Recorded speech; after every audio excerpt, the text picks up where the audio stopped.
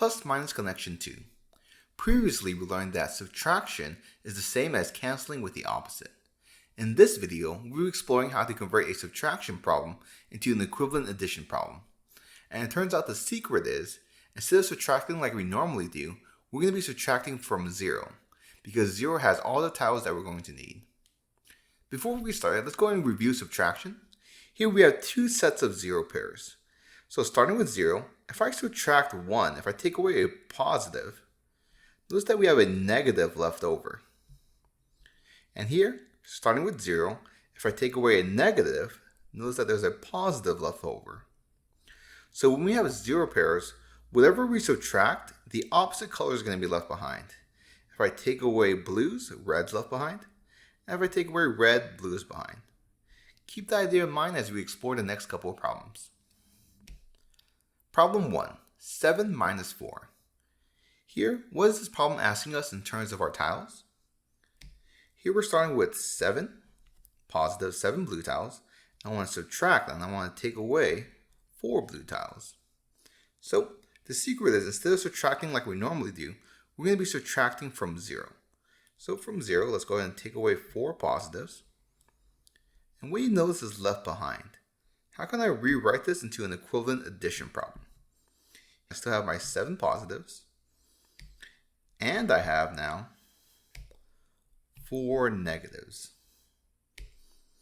All right, now that we've written it, let's go ahead and combine. We know that positive and negatives are going to cancel out. And after canceling out, we're left with 3. Problem 2, 10 minus negative 2. So what is this problem asking us in terms of our tiles? Here we're starting off with 10 positives, 10 blues, and I want to take away, I want to subtract 2 reds. So the secret here is that we're going to subtract 2 from our 0 pair. So let's go ahead and do that. From our 0 pair, we're going to subtract 2 reds, and notice what's left behind. After I remove 2 reds, what's left behind? How can I rewrite this into an equivalent addition problem? I can rewrite this as, we have 10 blues, and now we have 2 more blues. So now that we've rewritten it, let's go ahead and solve. 10 and 2 more, we count them all up. Our final answer is going to be 12 positives. Problem 3, negative 6 minus negative 3.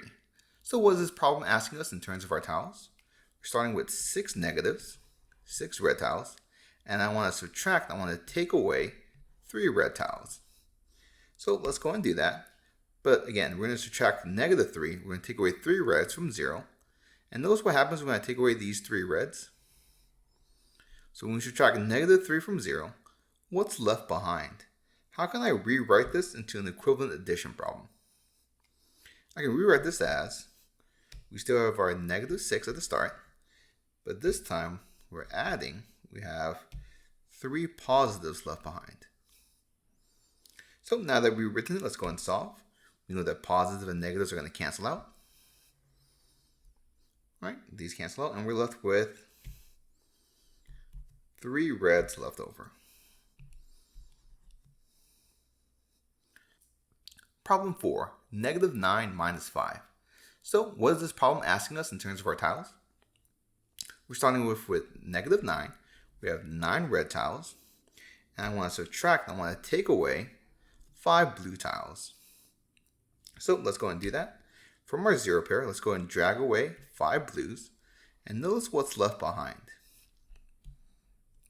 We have negative 5 left over. So how can we rewrite this into an equivalent addition problem? Again, we're still starting with our negative 9.